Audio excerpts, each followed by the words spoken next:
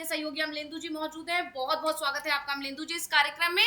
और इस वक्त जैसे कि आप देख सकते हैं कि इस समय सबसे ज्यादा हलचल मची हुई है यूपी में, क्योंकि बंगाल और महाराष्ट्र में तो इस तरह की चर्चाएं चली रही थी और अब यूपी में भी वही करने की कोशिश बीजेपी कर रही है। तो आपको शुरुआत में मैं ये बता देती हूँ कि आज इस कार्यक्रम में हम किन किन मुद्दों पर चर्चा करने वाले, क्योंकि ये जानना बहुत जरूरी है।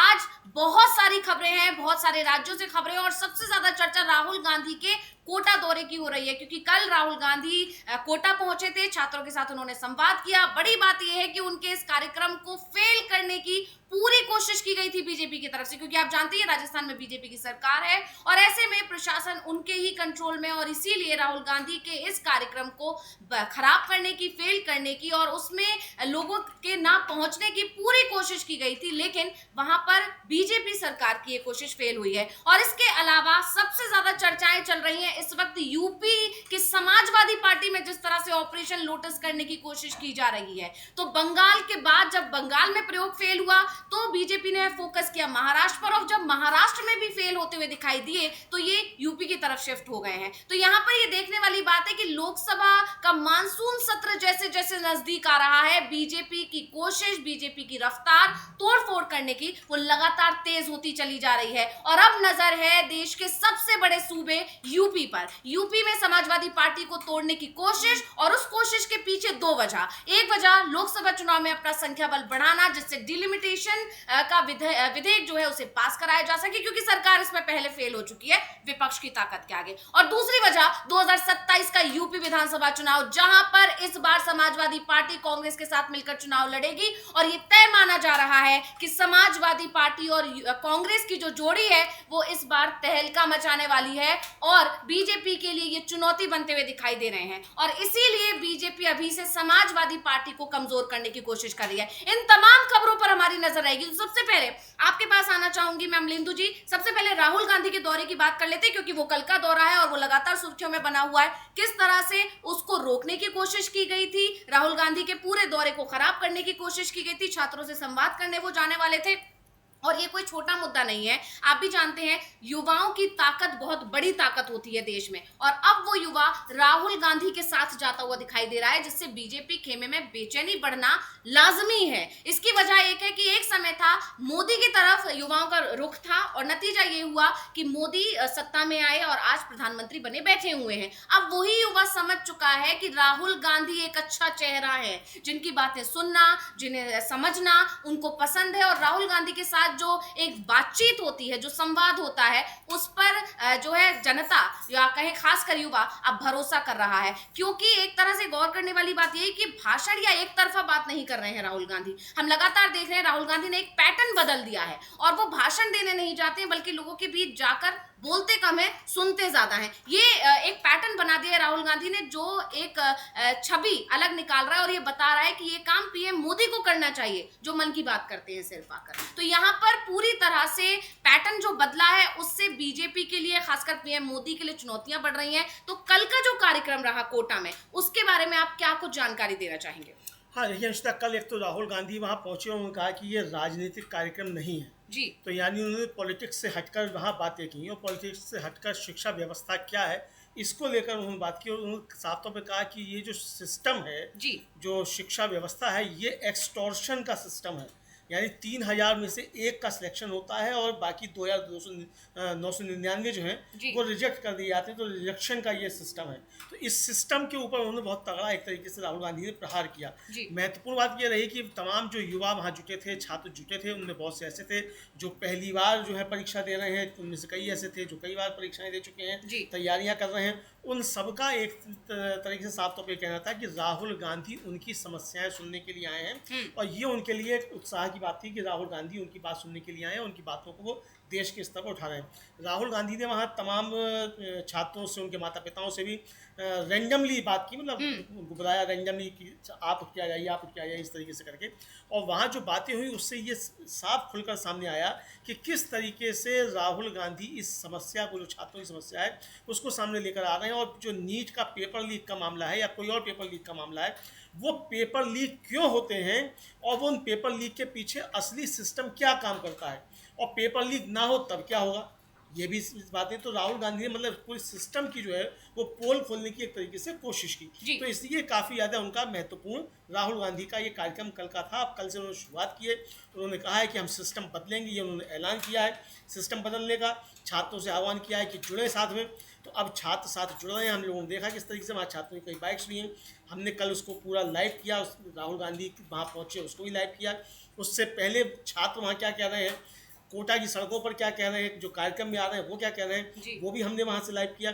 तो हमने ये दिखाया कि किस तरीके से छात्रों के अंदर एक बदलाव जो है वो साफ तौर पर देखा जा रहा है इस तरह। जी बिल्कुल, और यहाँ पर राहुल गांधी का जो ये दौरा था ये बहुत अहम था, क्योंकि पेपर लीक के मामले में लगातार छात्रों का गुस्सा बढ़ रहा है, और गुस्सा बढ़ने की एक वजह भी है, वाजिब वजह है, वो ये कि उनका पूरा साल बर्बाद हो जाता है। लाखों रुपए जो उन्होंने खर्च किए होते हैं अपनी तैयारियों में, और कई लोग तो ऐसे परिवारों से आते हैं जिन्हें अपनी जमीनें बेचकर, या किसान परिवारों से, गरीब तबके से, जो एक सपने लेकर आते हैं, पढ़ते हैं, फिर एक एग्जाम का इंतजार करते हैं, और एग्जाम पता चलता है कि उन जो पेपर देकर आए हैं उसके रिजल्ट का इंतजार कर रहे हैं कि उन्होंने अच्छा किया है, लेकिन पता चलता है पेपर तो लीक हो गया। तो इससे एक निराशा होती है, और इसका असर ये जाता है कि कई लोग अपने जीवन को समाप्ति कर देते हैं, जीवन लीला समाप्त कर देते हैं। एक तरह से निराशा इतनी बढ़ जाती है उनके अंदर। तो ये अपने आप में एक बहुत बड़ा मुद्दा है पेपर लीक का, और ये लगातार देखा जा रहा है कि केंद्र में जब से बीजेपी की सरकार आई है तब से पेपर लीक के मामलों में इजाफा हुआ है, और लगभग हर राज्य से, चाहे वो बिहार हो, चाहे राजस्थान हो, यूपी हो, लगभग हर राज्य में इसके खिलाफ आंदोलन हो रहा है। छात्र बार बार अपनी आवाज उठा रहे हैं। हालांकि छात्रों की आवाज को दबाने की कोशिश की जा रही है। छात्र जब तक अकेले इस आंदोलन में थे तब तक बहुत बार उनके आंदोलन को अलग अलग तरह से रोकने की कोशिश की गई, लेकिन अब छात्रों को विपक्ष का और खासकर राहुल गांधी का साथ मिल गया है, और इसीलिए अब छात्र भी खुलकर इस कार्यक्रम में जिस तरह एकत्र हुए, जिस तरह इकट्ठा हुए, राहुल गांधी को सुनने पहुंचे, वो बता रहा है कि छात्रों ने अब मोदी सरकार को एक तरह से चुनौती दे दी है कि आप हमें कितना भी रोकने की कोशिश करेंगे, हम उतना ही आगे निकल कर आएंगे। अमलेंदु जी। बिल्कुल, ये एक तरह से चुनौती दे दी है, और हम सुनेंगे राहुल गांधी का एक महत्वपूर्ण हिस्सा जो है कल के उसका जो उनका संवाद था छात्रों के साथ, तो संवाद ही उन्होंने कहा, उसको भाषण भी नहीं कहा, और शिक्षा बचाओ भविष्य बचाओ जो उनका स्लोगन उस पर दिखाई पड़ रहा है। तो राहुल गांधी ने साफ तौर पर कहा कि अगर 1000 बच्चे सिस्टम में जाते हैं तो सिर्फ 12 बच्चों को ही सिलेक्टेड जॉब मिलेगी, करीब 3000 लोग बेरोजगार रहेंगे, फिर भी नशे और कर्ज की तरफ बढ़ जाएंगे, करीब 700 लोग गिग वर्कर बनेंगे, कुली बनेंगे, मनरेगा से जुड़ेंगे, या फिर इनफॉर्मल सेक्टर में काम करेंगे। यानी देश के युवाओं से सरासर झूठ बोला जा रहा है, क्योंकि ये शिक्षा का नहीं बल्कि एक्सटॉर्शन का सिस्टम है जी। ये बड़ी महत्वपूर्ण बात राहुल गांधी ने कही। तो राहुल गांधी को हम लोग सुन भी सकते हैं कि राहुल गांधी ने क्या कहना है कि ये किस तरीके से एक्सटॉर्शन का सिस्टम जी। बिल्कुल, पहले राहुल गांधी को हम सुनना चाहेंगे कि उन्होंने क्या कुछ कहा है, फिर इस पर हम लगातार चर्चा तो कर ही रहे हैं, क्योंकि बहुत महत्वपूर्ण बयान राहुल गांधी ने कल दिया है छात्रों के बीच जाकर। सुनिए राहुल गांधी को। रोजगार की रियलिटी क्या है ये देखिए। इस सिस्टम में, और इस बात को अच्छी तरह समझिए, इस सिस्टम में अगर 1000 बच्चे जाते हैं, घुसते हैं, तो 1000 में से सिर्फ 12 बच्चों को,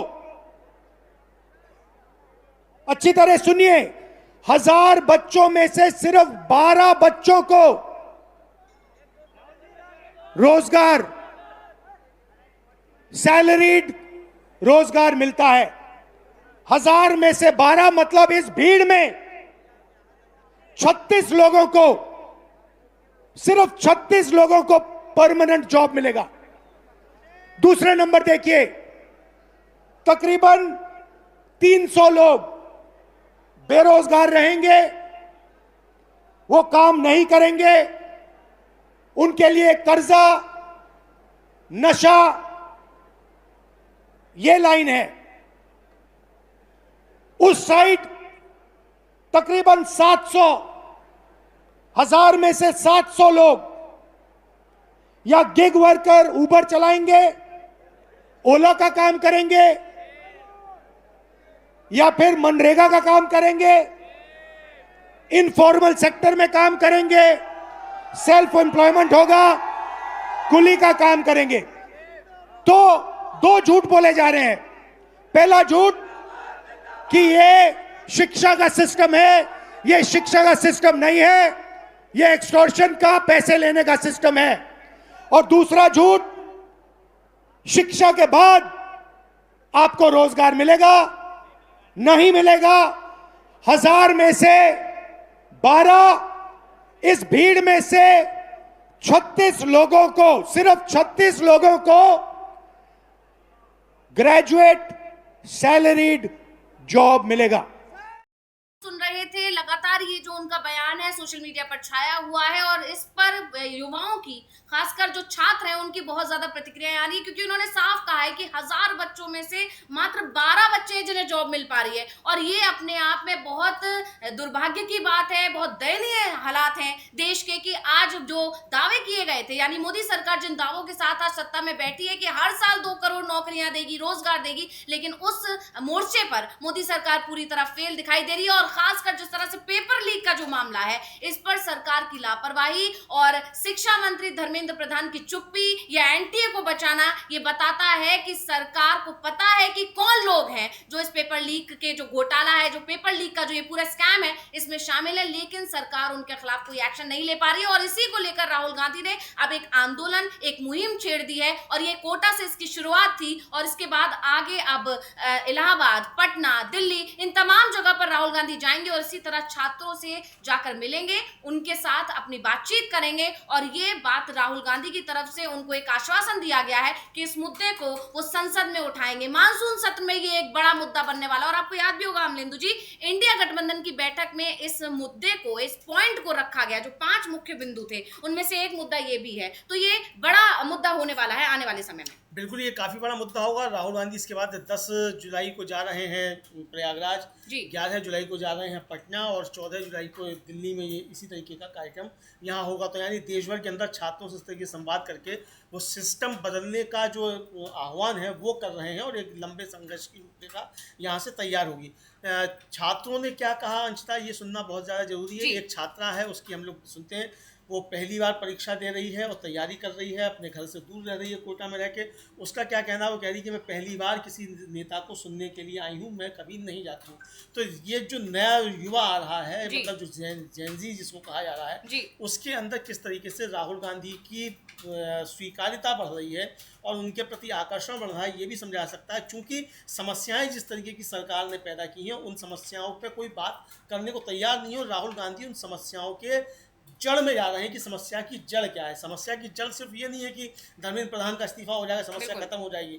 जो सिस्टम तैयार कर दिया इस सरकार ने, उस सिस्टम की वजह से एक धर्मेंद्र प्रधान नहीं होंगे तो दूसरे धर्मेंद्र प्रधान आ जाएंगे, मतलब होगा इसी तरीके से। तो सिस्टम जब तक नहीं बदलेगा तब तक इसी तरीके से होता रहेगा। तो हम लोग छात्रा को सुन सकते हैं। बिल्कुल, उस छात्रा का बयान सुनना यहाँ पर इसलिए भी जरूरी हो जाता है अमलेंदु जी, क्योंकि छात्रों के बीच ही पहुंच बना रहे राहुल गांधी और उसमें से कोई छात्रा ही ये बताती है कि आपने जो कहा या आपकी जो बात है वो हमें समझ में आ रही है। तो अपने आप में ये पता चलता है कि राहुल गांधी सही डायरेक्शन में है और राहुल गांधी का जो निशाना है वो बिल्कुल सही लग रहा है। यानी छात्रों को उनकी बातें पसंद आ रही हैं और यही तो राहुल चाहते हैं कि छात्र समझें कि आखिर देश में हो क्या रहा है, छात्र जागरूक हो, और यही राहुल गांधी की इच्छा है और इसीलिए उन्होंने आंदोलन शुरू किया। तो सबसे पहले उस छात्रों को सुनना जरूरी है, तो सुनते हैं उसे क्या कहा उन्होंने।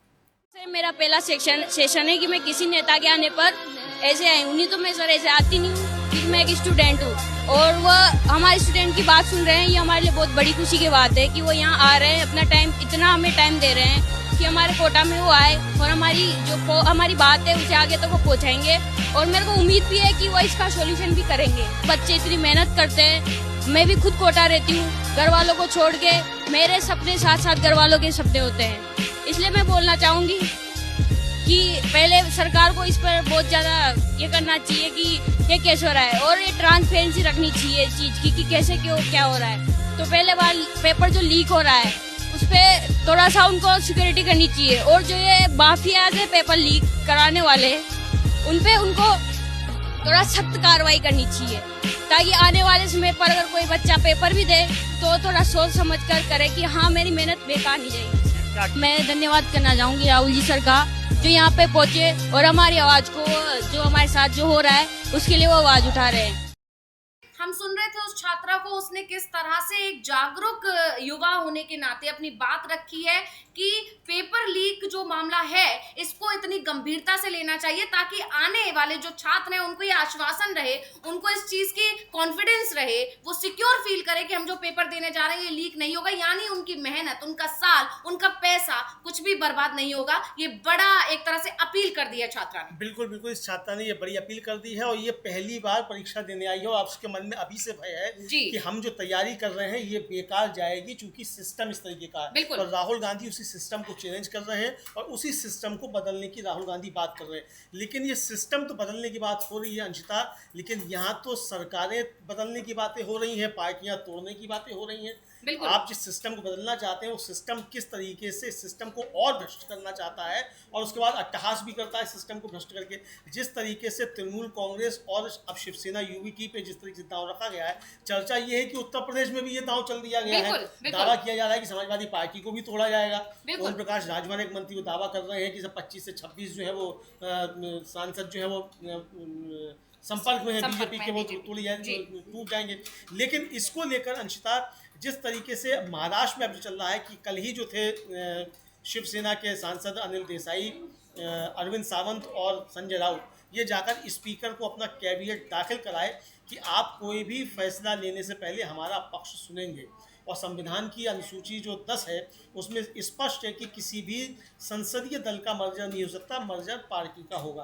तो ये एक संकट खड़ा हो गया। आज शिवसेना ने अपने सांसदों की बैठक बुलाई, उसमें 3 सांसद पहुंच चुके हैं, बाकी के बारे में सूचना भी नहीं है। जब सूचना आएगी तो हम बताएंगे। इस पर संजय राउत का कहना है कि जो बैठक में आएंगे वो हमारे हैं, जो नहीं आएंगे वो गद्दार हैं। लेकिन इन गद्दारों की तलाश बंगाल और महाराष्ट्र के बाद अब उत्तर प्रदेश में भी शुरू हो गई है। लेकिन अब ये चर्चा ये भी चलने लगी है कि अब शिवसेना यूबीटी के विधायक भी तोड़े जाएंगे जी। इसको लेकर संजय राउत ने बहुत तगड़ा हमला बोला। संजय राउत का साफ कहना है कि आपके पास बहुत पैसा है, आप ईडी सीबीआई से किसे धमका रहे हैं हमको? हम पहले भी जेल जा चुके हैं, दोबारा भी जेल जाने के लिए तैयार हैं, लेकिन हम आपको सबक सिखाने के बाद ही जेल जाएंगे जी। ये संजय राउत का बहुत कहना है। बिल्कुल, संजय राउत को सुनना यहाँ बहुत जरूरी हो जाता है क्योंकि इस वक्त वो पूरा डटकर सामना कर रहे हैं। उद्धव ठाकरे के साथ कंधे से कंधा मिलाकर पहले भी खड़े थे और आज भी खड़े हुए हैं और वो लगातार चेतावनी दे रहे हैं कि आप जो भी करने की कोशिश कर रहे हैं उसमें आप भले ही कामयाब हो जाए लेकिन फिर भी हमें तोड़ नहीं पाएंगे। क्या कुछ बोले हैं संजय राउत, एक बार सुनिए। तो उन्होंने साफ साफ एक तरह से चेतावनी दे दी है, धमकी दे दी है और ये बता दिया है कि आप कुछ भी कर ले, ईडी सीबीआई किसी भी चीज का इस्तेमाल कर ले, पैसे का इस्तेमाल कर ले, लेकिन आप हमको तोड़ नहीं पाएंगे क्योंकि हम इस चीजों से पूरी तरह वाकिफ है कि आप किस किस हद तक जा सकते हैं। एक तरह से उन्होंने ये कहने की कोशिश की है और साफ साफ बताया कि विप जारी कर दिया गया है। अरविंद सावंत वहां पर मौजूद थे और उनके साथ उन्होंने ये प्रेस कॉन्फ्रेंस की जिसमें उन्होंने सीधे तौर पर उन विधायकों को, उन सांसदों को भी चेतावनी दे दी है जो अगर जाने के बारे में सोच रहे हैं तो पहले ही उनको बता दिया है कि उन्हें कोई खास फर्क नहीं पड़ने वाला है और बीजेपी को भी बता दिया है कि आप कितनी भी कोशिश करें पर खत्म नहीं कर पाएंगे। बाला साहब ठाकरे का भी नाम उन्होंने अपनी प्रेस कॉन्फ्रेंस में लिया। अमलेंदु जी, उन्होंने कहा ये बिल्कुल ठीक है, हमारे बाप का नाम बाला साहब ठाकरे, तुम अपने बाप का नाम बताओ। यानी यहाँ तक बात पहुँच रही है। हालांकि कल जो था संजय राउत ने बहुत असंसदीय और सभ्य मतलब इस गाली का इस्तेमाल किया था, लेकिन वो कह रहे हैं कि कोई हमें इस पर अफसोस नहीं है जो हमने गाली का इस्तेमाल किया। आप बताइए जो गद्दार है उसके लिए क्या कहेंगे जी। अब ये उनका अपना तर्क हो सकता है बहरहाल, लेकिन ये जो तर्क है और जिस तरीके से ये किया जा रहा है इसको लेकर कांग्रेस के नेता हैं हुसैन दलवाई और उनका कहना है कि 5 लोग तो पहले ही जा चुके हैं, 6ठा व्यक्ति भी मिल नहीं रहा है, पता नहीं वो कहाँ होगा, कैसे होगा, क्या हो जाएगा। लेकिन अगर आपको पार्टी तोड़ना है और अगर आपको जाना ही है तो आप इस्तीफा दें और बीजेपी के टिकट पर आप चुनाव लड़ लें। और उनमें ऐसा करने की हिम्मत क्यों नहीं है जो ये जाने की बात कर रहे हैं जिन सांसदों के नाम आ रहे हैं। तो ये हुसैन दलवाई जो साफ तौर पर कह रहे हैं कि अगर आपको जाना है तो आप इस्तीफा देकर जाइए, हिम्मत कीजिए कि आप बीजेपी के टिकट पर या आप शिवसेना एकनाथ के साथ जाना है उसके टिकट पर आप चुनाव लड़कर दिखाइए। अगर आपको ये आपने वोट किया उद्धव ठाकरे के नाम पर और चले जाएंगे आप बीजेपी के साथ में, तो ऐसा कैसे हो सकता है। तो ये हुसैन दलवाई भी साफ तौर पर कह रहे हैं, कांग्रेस के नेता हैं हुसैन दलवाई जी। तो बिल्कुल यहाँ पर लगातार तो हम देख ही रहे हैं कि कांग्रेस हर पूरे मोर्चे में बहुत एक्टिव दिखाई दे रही है, पूरा इंडिया गठबंधन एकजुट है। अगर बात टीएमसी में टूट की हो रही थी तब भी कांग्रेस की तरफ से या समाजवादी पार्टी की तरफ से लगातार समर्थन किया जा रहा था ममता बनर्जी का, और अब जब यूबीटी में टूट फूट की बात चल रही है तो वहां पर भी कांग्रेस नेता लगातार बयान दे रहे हैं और हम सुन सकते हैं हुसैन दलवाई को क्या कुछ कहा उन्होंने। हुसैन दिलवी को सुन रहे थे, इन्होंने भी गद्दारों शब्द का इस्तेमाल किया। लेकिन एक बात यहाँ पर जरूर करना चाहूंगी अमलेंदु जी, गद्दार शब्द का इस्तेमाल कीर्ति आजाद की तरफ से शुरू किया गया और उसके बाद से ये भी इस वक्त ट्रेंड में बना हुआ है। बिल्कुल, ये ट्रेंड में आ गया है। मतलब ये अब गद्दारों की शिनाख्त जो है वो पूरे देश भर में होने लगी है कि कौन कौन गद्दार है। लेकिन अंशिता, मजे की बात ये भी है कि जो गद्दार हैं वो भी खुद के ऊपर गद्दार का तमगा लगवाकर भी खुश नजर आ रहे हैं जी। मतलब उन्हें खुशी हो रही है वो गद्दार कहे जा रहे हैं। बिल्कुल, मतलब क्या देश की क्या हालात हो गए, किस दिशा में है देश। भारतीय जनता पार्टी देश की राजनीति को किस गर्त में ले जा रही है, किस गड्ढे में ले जा रही है, ये साफ तौर पर समझ में आ रहा है। तो ये अब भारतीय जनता पार्टी जो कर रही है वो कर रही है। लेकिन संजय राउत जो है वो साफ तौर पर कह रहे हैं कि आज जो उनकी बैठक थी कि जो बैठक में आएंगे वो हमारे हैं, जो नहीं आएंगे वो बेईमान और गद्दार है। तो गद्दार कौन है इसको भी डिफाइन संजय राउत कर रहे हैं कि कौन गद्दार है और कौन बेईमान है। बिल्कुल, संजय राउत को सुनेंगे हम, क्योंकि जैसा कि हम चर्चा लगातार कर ही रहे हैं, महाराष्ट्र में अब शिवसेना यूबीटी पर नजर है बीजेपी की, तोड़फोड़ करने में पूरी तरह कोशिश कर रही है और पहले सांसदों पर नजर थी, अब विधायकों को भी तोड़ने की कोशिश है। इस तरह की खबरें चल रही है। लेकिन संजय राउत पहले दिन से लगातार चुनौती दे रहे हैं। एक बार फिर उन्होंने बयान दिया है, क्या कुछ बोले हैं सुनिए।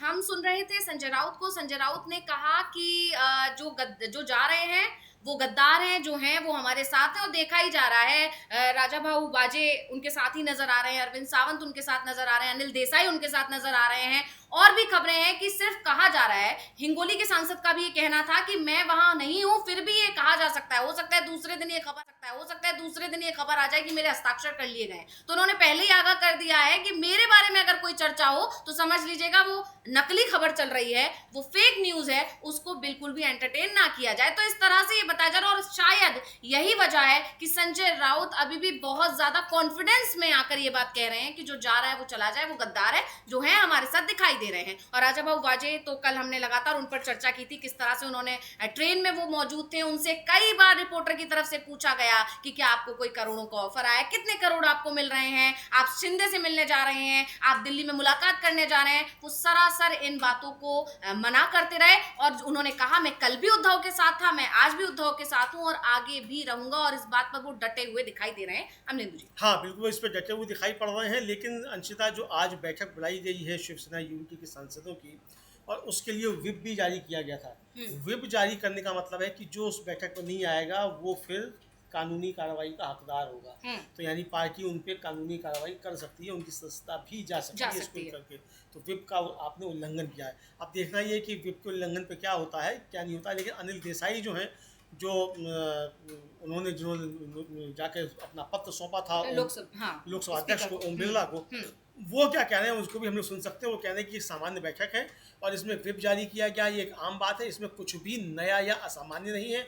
और दूसरे मतलब जो ऑपरेशन टाइगर की बात की जा रही है, इसमें कोई दम नहीं है, लेकिन मीडिया ने इसे ज़रूरत से ज़्यादा बढ़ा चढ़ाकर दिखाया है जी। ये उनका कहना है अनिल देसाई का। तो हम लोग उनको भी सुन सकते हैं, अनिल देसाई इस पर क्या कह रहे हैं। बिल्कुल, अनिल देसाई को सुनना भी यहाँ जरूरी है और महाराष्ट्र में जो इस वक्त चल रहा है उस पर नजर गड़ाए रखना बहुत जरूरी है। सब कुछ मानसून सत्र के लिए हो रहा है। मानसून सत्र में लोकसभा में बीजेपी अपना संख्या बल बढ़ाना चाहती है और इसकी सिर्फ एक ही वजह है, डिलिमिटेशन विधेयक को पास करवाना, क्योंकि 2029 में बीजेपी को अपनी सत्ता हिलती हुई दिखाई दे रही है और इसीलिए वो चाहती है डिलिमिटेशन बिल पास हो जाए तो उत्तर भारत में वो अपनी सीटें बढ़ा ले। लेकिन राहुल गांधी ने अभी से उत्तर भारत पर फोकस करना शुरू कर दिया है अमलेंदु जी, इसे भी इग्नोर नहीं किया जा सकता। लेकिन फिलहाल अनिल देसाई को सुनना बहुत जरूरी है, सुनिए। तो हम सुन रहे थे, लगातार महाराष्ट्र पर नजरें बनी हुई हैं और यहाँ गौर करने वाली बात यह कि सबसे पहले बीजेपी का फोकस था टीएमसी को तोड़ने का। 4 मई को नतीजे आते ही बीजेपी वहां एक्टिव हो गई थी, लगातार खबरें आनी थी, पहले विधायकों को तोड़ा गया, उसके बाद फिर सांसदों पर फोकस किया गया। लेकिन जब वहां पर मामला कुछ डगमगाता हुआ दिखाई दिया, जब लगा कि यहाँ पर जो सांसद हैं वो बीजेपी की चालाकी को अच्छे से समझते हैं, इसलिए उन्होंने जब अपनी मांगे उनके सामने रखना शुरू कर दिया तो बीजेपी ने शिफ्ट कर दिया खुद को महाराष्ट्र की तरफ और ऑपरेशन टाइगर पर फोकस करना शुरू कर दिया। लेकिन फिलहाल ऑपरेशन टाइगर भी उस तरह से, उस तेजी से सफल होता हुआ दिखाई नहीं दे रहा है। इसलिए अब शिफ्ट हो रहे हैं यूपी की तरफ, और यूपी में जब ये खबर आ रही है कि वहां गद्दार भी ढूंढे जा रहे हैं, यानी बीजेपी गद्दारों को ढूंढ रही है, यहाँ उल्टा हो गया है। मतलब पहले गद्दार ढूंढे जाते थे पुलिस की तरफ से कि कौन है गलत भाई, उन्हें पकड़ो जेल में डालो, लेकिन यहाँ पर बीजेपी अपने फायदे के लिए गद्दार ढूंढ रही है। हाँ, ये गद्दारों की तलाश जो भारतीय जनता पार्टी को बड़ी जोरों शोरों से, और जोरों शोरों से क्यों है, लोकसभा के संसद के मानसून सत्र से पहले ही गद्दारों की आवश्यकता बीजेपी क्यों पड़ रही है, ये बड़ा एक सवाल है। इस पर भी हम लोग चर्चा करेंगे। लेकिन ओम प्रकाश राजभर उत्तर प्रदेश सरकार में मंत्री हैं, उन्होंने बयान दे दिया कि साहब समाजवादी पार्टी के कई सांसद हमारे संपर्क में हैं और यहाँ भी जल्दी जो है ये होगा। तो इसको लेकर चर्चाएं काफ़ी ज़्यादा शुरू हुई। हालांकि इसको लेकर शिवपाल सिंह यादव जो समाजवादी पार्टी के महासचिव हैं, उन्होंने कहा है कि ओम प्रकाश राजभर को कोई सीरियसली नहीं लेता है। अब सीरियसली तो कोई किसी को नहीं लेता है, लेकिन जब खतरे सामने आ जाते हैं तो चीज़ें फिर देखनी पड़ती हैं कौन सीरियस है कि कौन सीरियस नहीं है। लेकिन इसको ओम प्रकाश राजभर ने जो कहा उसका ज़बरदस्त प्रतिवाद किया है शिवपाल सिंह यादव ने, और उन्होंने कहा है कि हमारा एक भी सांसद कहीं नहीं टूट रहा है, बल्कि हमें तो लगता है कि ये सिर्फ अपनी टीआरपी बढ़ाने के लिए जो है ये इस तरीके की बातें करते हैं। जो लोग भी इस तरह की बातें करते हैं, 2027 में अखिलेश यादव के नेतृत्व में समाजवादी पार्टी की सरकार बनेगी। तो हम लोग शिवपाल सिंह यादव को सुन सकते हैं कि शिवपाल सिंह यादव किस तरीके से ओम प्रकाश राजभर के सवालों का जवाब देते हुए नजर आते हैं। बिल्कुल, यहाँ पर शिवपाल यादव का जो बयान है वो बहुत महत्वपूर्ण हो जाता है कि यूपी इस समय में, जैसे मैंने शुरुआत में भी कहा था अमलेंदु जी, इस समय यूपी पर सबकी निगाहें सबसे ज्यादा है, क्योंकि 2027 की शुरुआत में ही यूपी में विधानसभा चुनाव होना है, और यूपी में योगी सरकार रिपीट करेगी या अखिलेश और कांग्रेस की जो जोड़ी वहां पर पहले से ही मजबूत है, वहां पर जिस तरह से अभी से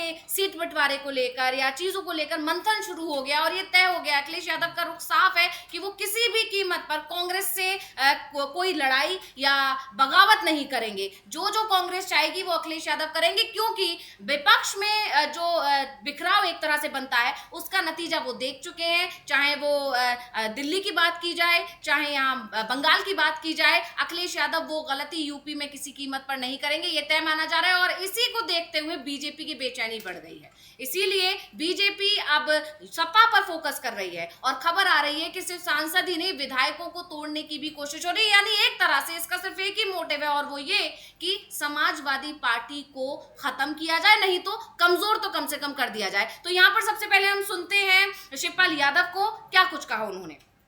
को हम सुन रहे थे ओपी राजभर ने जो बड़े बड़े दावे कर दिए हैं कि यूपी में भी बहुत बड़ी टूट होने वाली है, समाजवादी पार्टी में टूट होने वाली है, और उसको लेकर शिवपाल यादव का बयान बहुत अहम था। उन्होंने साफ कह दिया है कि 2027 यूपी विधानसभा चुनाव में अखिलेश यादव सरकार बनाने जा रहे हैं, और फोकस तो 2027 ही है। और इन सब के बीच में ये जो टूट की खबरें जो आई हैं, कहीं एक बात मैं यहाँ करना चाहूंगी अमलेंदु जी, मेरे दिमाग में अभी अभी आई है कि कहीं ऐसा तो नहीं राम मंदिर का जो ये घोटाला वाली जो खबरें निकल कर आई हैं, कहीं ऐसा तो नहीं उससे भी ध्यान भटकाने के लिए तेजी कर दी हो बीजेपी ने अपने इस ऑपरेशन लोटस में यूपी के अंदर। नहीं, इसके ये भी हो सकता है, लेकिन उनका निशाना तो है भी, चूंकि उनको 362 चाहिए है। नहीं, तो लेकिन फिलहाल जो ये खबरें, मतलब जो इस समय एफआईआर दर्ज नहीं हुई है, सब एसआईटी दर्ज नहीं हुई है, सब एसआईटी गठित हो जाएगी। जो घोटाला हो रहा है, चंपत राय बंसल जो है उनका उसमें नाम काफ़ी ज़्यादा आगे बढ़ करके आ रहा है। तो बीजेपी के कौन कौन लोग इसमें शामिल हैं, आरएसएस के कौन कौन लोग इसमें शामिल हैं, ये पैसा कहाँ से कहाँ तक गया, ये सारी बातें नहीं, तो उस तरफ से भी ध्यान हटाना है। तो भ्रष्टाचार तो वहाँ शिष्टाचार है, भारतीय जनता पार्टी के हिसाब समझ में आ रहा है। तो इसलिए गद्दारों की तलाश हो रही है, तो गद्दारों की तलाश भी तो भ्रष्टाचार है जी। तो ये भी तो भ्रष्टाचार है, ये राजनीति का भ्रष्टाचार है। अखिलेश यादव ही हैं पहले जिन्होंने इस मुद्दे को तेजी से उठाया है, और अखिलेश यादव की वजह से ये मामला बाहर निकल कर आया। उससे पहले तो गोपनीयता से चल रहा था कुछ भी। दूसरा ये कि चुनाव जैसे ही बंगाल का खत्म हुआ, सबसे पहले अखिलेश यादव ही ममता बनर्जी के यहाँ पहुंचे, सबसे पहले शॉल लेकर के, और अभिषेक बनर्जी से मिले। तो यानी जाकर वहाँ उन्होंने अपनी एकजुटता ममता बनर्जी के साथ दिखाई, और उसी के बाद आप देखिए कि वहाँ जो ये ऑपरेशन लोटस शुरू हो गया बाद में बंगाल में। तो अब ये अखिलेश यादव को भी सबक सिखाने के लिए कि अच्छा तुम बहुत जा रहे थे ममता बनर्जी के पास, देखो हम तुमको भी तोड़ेंगे। तो ये भी एक तरीका है कि किस तरीके से अभी जो इंडिया गठबंधन की बैठक हुई उसका नेतृत्व अखिलेश यादव ने किया। हाँ, मतलब मल्लिकार्जुन खड़गे ने जो था उनको पकड़ाया माइक कि भाई आप इसको संचालित कीजिए। तो यानी अहमियत अखिलेश यादव की इंडिया गठबंधन में बढ़ी जिस तरीके से, उसके बाद भारतीय जनता पार्टी के अंदर बेचैनी भी बढ़ी। तो अब ये निशाना भारतीय जनता पार्टी की तरफ से बनाया जा रहा है। अब ये बातें ओम प्रकाश राजभर की तरफ से कही जा रही हो, चाहे केशव प्रसाद मौर्य की तरफ से कही जा रही हो, या किसी की तरफ से कही जा रही हो, आज ये बातें कह रहे हैं, कल को मालूम पड़ेगा कि ये करते हुए नजर आ रहे हैं। इस तरीके से, चूंकि ये बड़बोले लोग हैं तो ये पहले से बोल देते हैं। बाकी बीजेपी जो करती है, अब ये अगर बोल रहे हैं तो ऐसा थोड़ी है कि बीजेपी खामोश बैठी होगी, कर नहीं रही क्योंकि इसको 362 चाहिए। जयराम रमेश को भी हम लोग बाद में सुनेंगे कि जयराम रमेश क्यों कह रहे हैं कि इनको 362 को चाहिए और किस तरीके से कर रहे हैं। इस पर हम लोग लगातार चर्चा कर रहे हैं। वही बात जयराम रमेश भी कह रहे हैं जी, जो हम लोग जो है 5 दिन से 7 दिन से लगातार चर्चा कर रहे हैं। सारा खेल डिलिमिटेशन के लिए सारा है, खेल डिलिमिटेशन के लिए वो है। और किसी की सस्ता जाए किसी की बचे, इससे उन्हें कोई लेना देना नहीं है। जाए सस्ता गद्दारों की तो गद्दारों की जाएगी ना, गद्दारों का ठप्पा भी लगेगा, सस्ता भी जाएगी, लेकिन बीजेपी का अपना काम हो जाएगा। लेकिन अखिलेश यादव जो हैं वो इस चुनौती को स्वीकार करते हुए क्या कह रहे हैं वो भी हम लोग सुन सकते हैं कि अखिलेश यादव क्या कह रहे हैं। बिल्कुल, अखिलेश यादव को सुनना यहाँ जरूरी है और इसलिए हम चाहेंगे कि अखिलेश यादव को सुनाया जाए, क्योंकि कहीं ना कहीं अखिलेश यादव ने जो राम मंदिर में जो भी घोटाला चल रहा है, चंदे को लेकर, चढ़ावे को लेकर, उस मामले को इतना तेजी से उठाया और जब योगी सरकार पर सवाल उठने लगे तो अखिलेश यादव का ध्यान भटकाने के लिए, उनकी टेंशन को बढ़ाने के लिए उन्होंने एकदम से अपना ऑपरेशन लोटस यूपी में तेज कर दिया है। ऑपरेशन लोटस करना था, ये तय था, लेकिन शायद ये थोड़ा लेट हो सकता था, पर इस समय करना ये दर्शाता है कि राम मंदिर मुद्दे पर जो सक्रियता है अब जो है अखिलेश यादव की, उससे ध्यान भटकाने की कोशिश है। सुनिए अखिलेश यादव को। यादव को हम यहाँ सुन रहे थे और अखिलेश यादव का ये बयान जितना महत्वपूर्ण है उससे ज्यादा एक और बयान उनकी तरफ से जो दिया गया है वो बहुत महत्वपूर्ण है और उन्होंने अपने बयान में इस बार सिर्फ बीजेपी को ही नहीं, मतलब पूरी बीजेपी तो उनके निशाने पर है, लेकिन निशाने पर सीएम योगी भी हैं, क्योंकि उनका जो अगला बयान है वो सीधा सीधा सीएम योगी के लिए ही चुनौती है। उस पर हम बात करेंगे, लेकिन पहले अमलेंदु जी आपके पास आना चाहूंगी कि किस तरह से यूपी की सियासत बीजेपी को खिसकती हुई दिखाई दे रही है।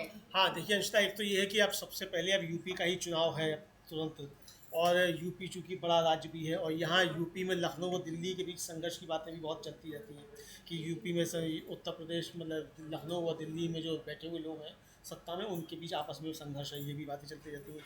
तो इसलिए अब समाजवादी पार्टी और यूपी जो है बीजेपी का अगला निशाना होगा, ये तो बिल्कुल साफ समझ में आ रहा है। मतलब निशाना होगा, तो चाहे राजभर कह रहे हो और चाहे कोई और कह रहा हो, वो कहने इसके सिर्फ काम चलने वाला नहीं है। ये इसका मतलब बीजेपी अंदर से तैयारियां कर ही रही होगी, लेकिन अखिलेश यादव इसको हवा में उड़ा दे रहे हैं, कह रहे हैं ये गाना अफसाना कब तक चलेगा। हाँ। तो ये यानी इसका मतलब अखिलेश यादव तैयार बैठे हैं कि आप जो कर रहे हैं हम उसका जवाब देने के लिए भी तैयार हैं। ये आपको याद होगा अंशिता कि जिस समय पश्चिम बंगाल में बात चल रही थी तो उस समय सबसे ज़्यादा मुखर जो थे अखिलेश यादव और संजय राउत, दो लोग जो थे वो सबसे ज़्यादा मुखर थे कि टीएमसी जो में जो तीसरी तोड़फोड़ बीजेपी कर रही है तो क्यों कर रही है। तो उसके बाद पहले निशाने पर लिया गया फिर उद्धव ठाकरे की शिवसेना को, और उसके बाद निशाने पे लिया जाएगा अखिलेश यादव को, ये समझ में आ रहा है। तो अखिलेश यादव ने इसको चुनौती दे दी, लेकिन अखिलेश यादव इससे आगे बढ़कर अब चुनौती दे रहे हैं कि अब हम गोरखपुर पर सबसे ज़्यादा ध्यान देंगे और गोरखपुर में ही बीजेपी को जीरो कर देंगे।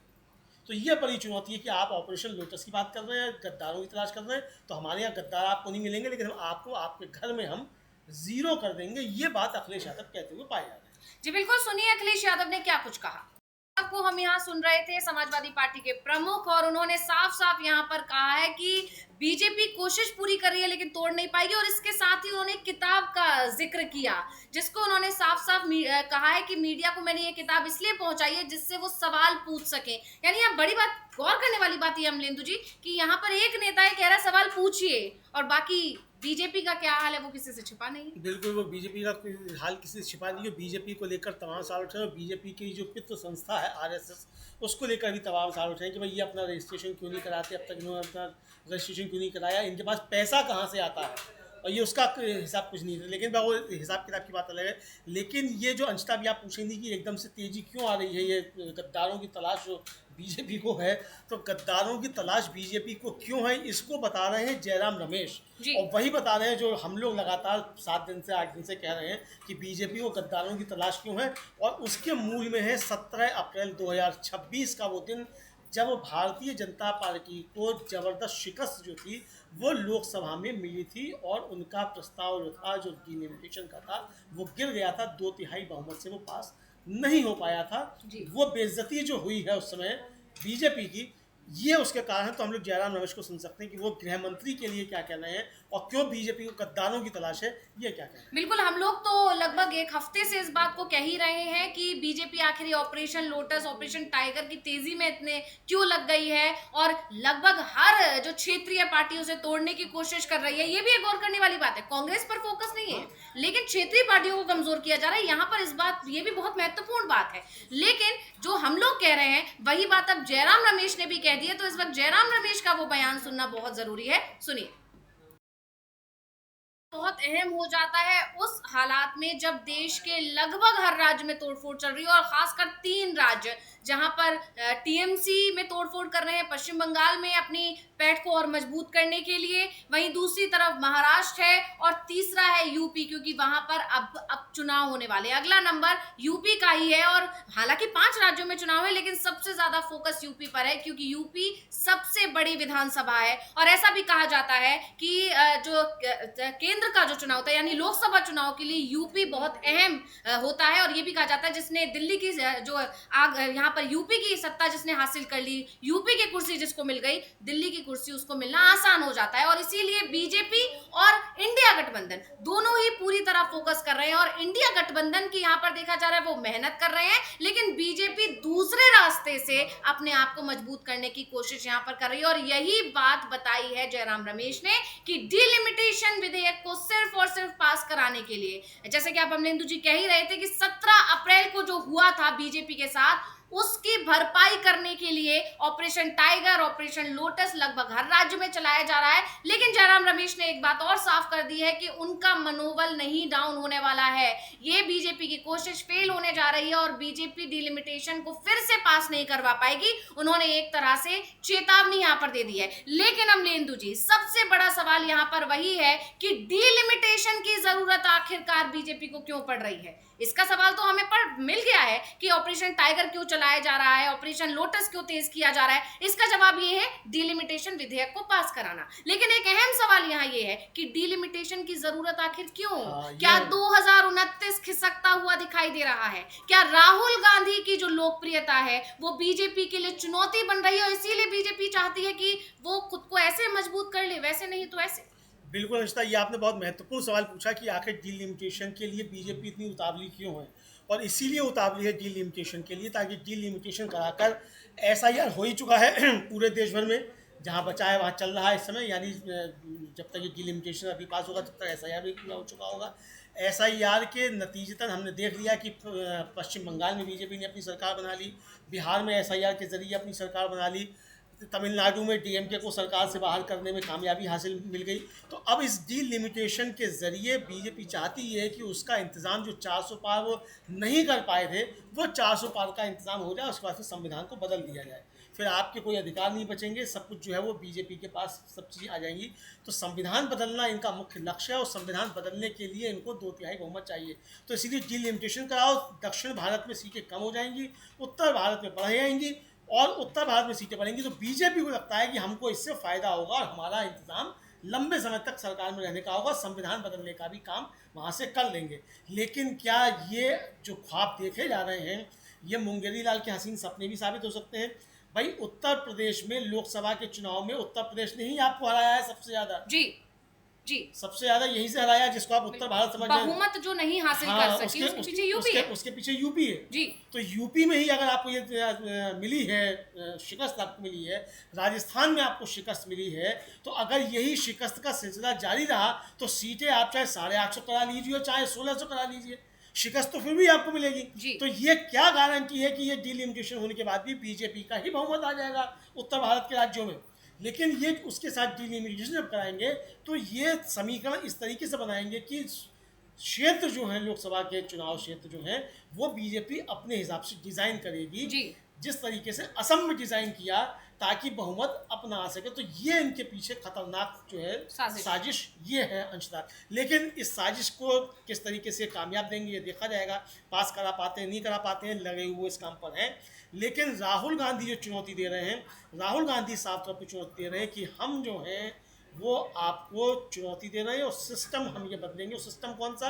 खास तौर से शिक्षा व्यवस्था को बदलने का सिस्टम जो है राहुल गांधी का। सबसे पहले युवाओं का साथ आना जरूरी है, क्योंकि युवाओं के अंदर ताकत है सरकार बदलने की। और ये हम लगातार देख चुके हैं, अपने पड़ोसी मुल्कों में हमने ये बात देखी है कि किस तरह से जब युवा एकजुट हो जाता है किसी सरकार के खिलाफ तो सरकार गिर जाती है, तख्ता पलट होना तय होता है। और वो जेन ज़ी अब राहुल गांधी के साथ दिखाई दे रहा है, जिसका लगभग हमने शुरुआत में यहाँ पर चर्चा की और लगातार हम देख रहे हैं कि किस तरह से युवाओं का रुझान, युवाओं का जो एक तरह से विश्वास है वो राहुल गांधी की तरफ बढ़ रहा है और ये बीजेपी की बेचैनी की सबसे बड़ी वजह है। तो कोटा में जो कार्यक्रम हुआ उसके लगातार चर्चा बनी हुई है और अब निगाह है राहुल गांधी के अगले दौरे पर, जिसको लेकर उन्होंने पूरा एक रोड मैप तैयार किया ही हुआ है। खबर आ रही है कि प्रयागराज, उसके बाद फिर पटना और उसके बाद दिल्ली में एक बड़ा आंदोलन किया जाएगा, छात्रों को एकत्रित किया जाएगा और छात्रों के साथ मिलकर एक मोर्चा खोलने की तैयारी राहुल गांधी ने शुरू कर दी है। लेकिन यहाँ पर थोड़ी सी टीएमसी की बात करना भी जरूरी है अमलेंदु जी,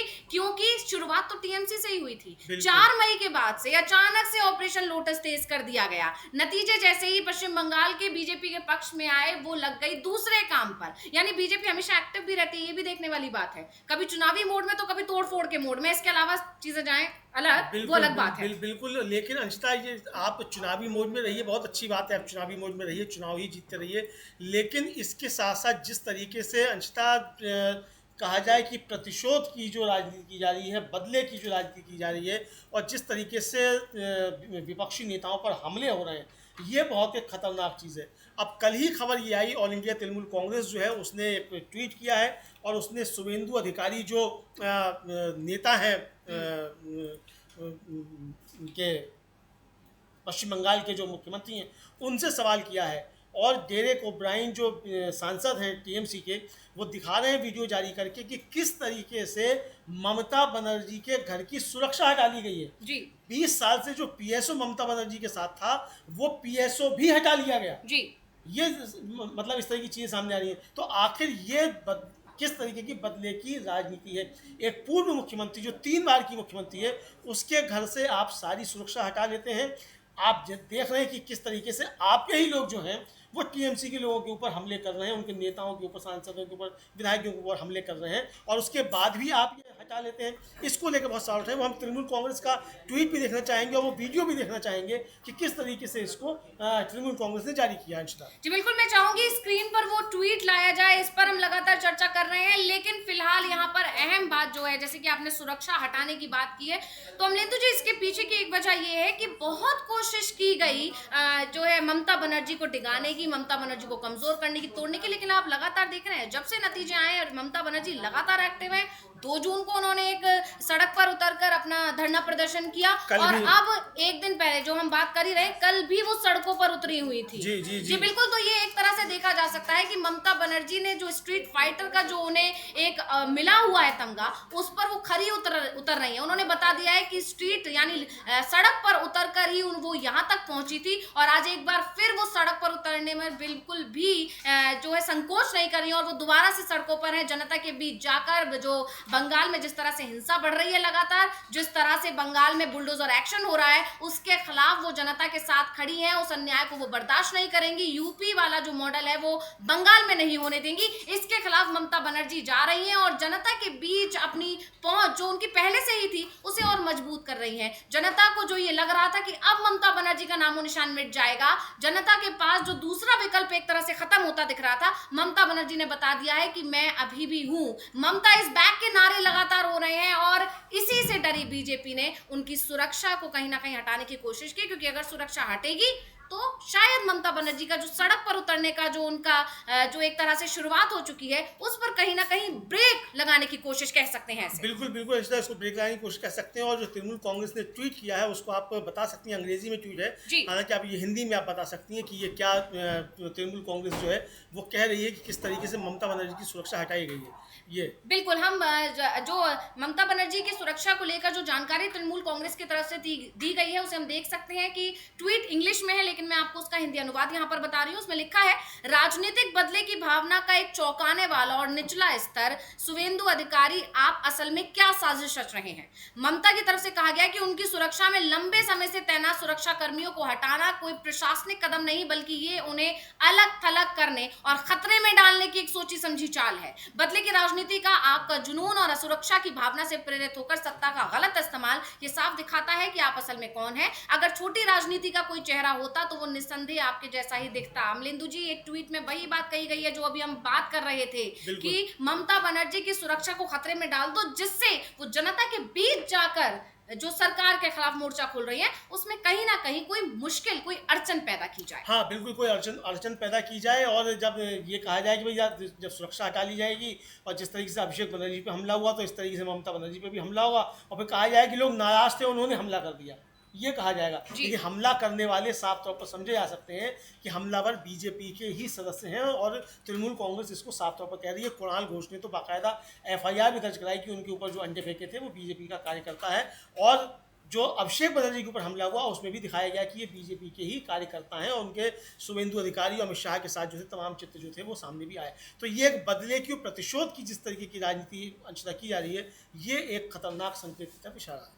इसके अलावा जो ये एक और मुझे वजह इसकी निकल कर आ रही है अमलेंदु जी, मुझे ऐसा लगता है जिस तरह से टीएमसी को तोड़ने की कोशिश की गई और बीजेपी को जब वो ऑपरेशन डगमगाता हुआ दिखाई दिया है, उसकी एक वजह है ममता बनर्जी की पकड़। ममता बनर्जी ने जिस सूझबूझ के साथ इस मामले को संभाला है, अपना कंट्रोल दोबारा बनाया है, उसकी वजह से भी बीजेपी ने शायद ये एक्शन लिया है उनकी सुरक्षा को हटाने का, और ये बताने की कोशिश की गई है ममता बनर्जी के समर्थकों को कि जब ममता बनर्जी के साथ हम ऐसा कुछ कर सकते हैं तो आप तो समझ जाइए कि हम क्या कर सकते हैं, यानी एक तरह से चेतावनी।